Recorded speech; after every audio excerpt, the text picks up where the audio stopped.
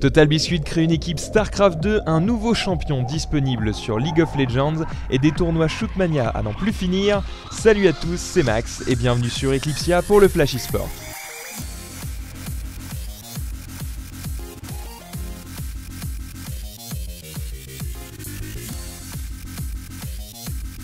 Au programme de l'actualité StarCraft 2 aujourd'hui, l'annonce d'Axiom eSport. Mais qu'est-ce donc, me demanderez-vous ?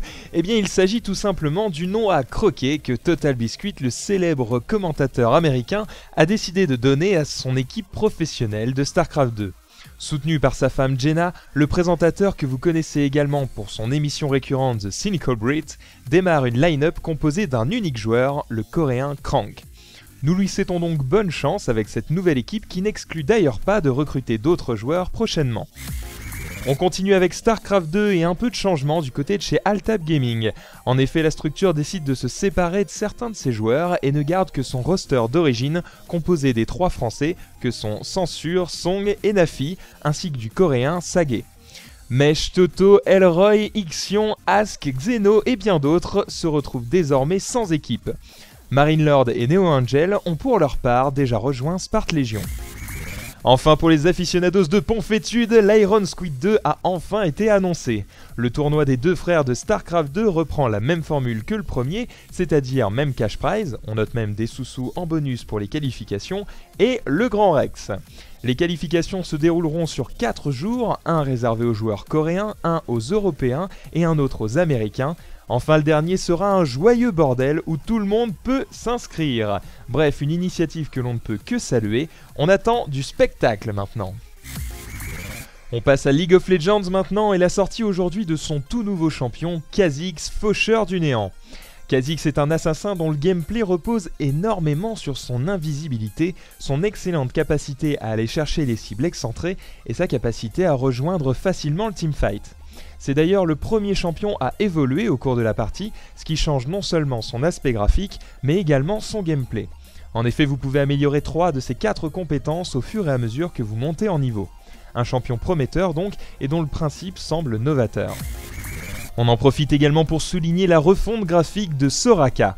Notre petite licorne est belle comme un arc-en-ciel et brille désormais tel le firmament des étoiles. Ah, l'amitié, c'est magique. Toujours sur League of Legends, le MLG Prize Fight 5 aura lieu ce soir et verra s'opposer les 2 rosters de l'équipe Counter Logic Gaming. Ainsi, la line-up européenne va affronter l'équipe Prime pour un cash prize de 1000 $ et la possibilité d'affronter un nouvel adversaire au prochain match. Le tout en BO3, bien évidemment. Enfin, une fois n'est pas coutume, après Ponfétude, parlons un peu de leurs collègues Chips et Noix. Pour ceux qui ne le savent pas encore, nos confrères lancent un tournoi du nom de Tales of the Lane qu'ils espèrent financer grâce à My Major Company. Le projet est ambitieux et le casino de Paris déjà réservé. Ils ont déjà récolté plus de 25 000 € sur les 80 000 escomptés. Si vous voulez faire un geste, ça sera toujours apprécié. On ne peut que saluer l'initiative des 2 compères et leur souhaiter bonne chance. En ce qui concerne Shootmania, sachez que notre équipe prépare déjà les ESWC Benelux. Les inscriptions ont démarré le 17 septembre et le tournoi commencera officiellement le 14 octobre à Wisp en Hollande. D'ailleurs, si vous aimez Shootmania et les bons gros tournois au cash prize démesuré, l'IPL 5 se déroulera du 29 novembre au 2 décembre au Cosmopolitan de Las Vegas. Et la récompense est de 100 000 $, soit la plus grosse à ce jour pour un tournoi Shootmania. En bref, du lourd, merci IGN. Un peu de Dota maintenant avec l'annonce d'un tournoi surprenant qui a enfin été officialisé, le SMM Grand National, non ce n'est pas une compétition à tendance latex étrange, se déroulera en Malaisie du 13 au 16 décembre sur Dota premier du nom et récompensera les 8 meilleures équipes. Les premiers gagnant tout de même 18 000 $ et le cash prize s'élevant à 37 900 $. Pas mal pour un jeu qui date de plus de 10 ans. Pour ceux d'entre vous qui ont la chance d'avoir une clé bêta Dota 2, peut-être attendiez-vous une mise à jour hier matin. Malheureusement, Valve s'excuse platement et admet de ses propres mots nous offrir un contenu un peu pauvre cette semaine, mais pour notre plus grand plaisir puisqu'il prépare une grosse update pour la semaine prochaine. Le mystère sera levé la semaine prochaine et apparemment, Dash n'a pas vu qu'il y avait une répétition dans son script. On notera quand même le changement des icônes de sort pour Leshrac, Morphling et Pudge, ainsi que des petites améliorations par-ci par-là pour Keeper of the Light et Templar Assassin.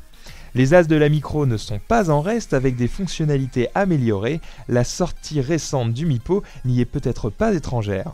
Quoi qu'il arrive, gardez le chiffre 675 en tête, nous pourrions avoir des surprises très bientôt.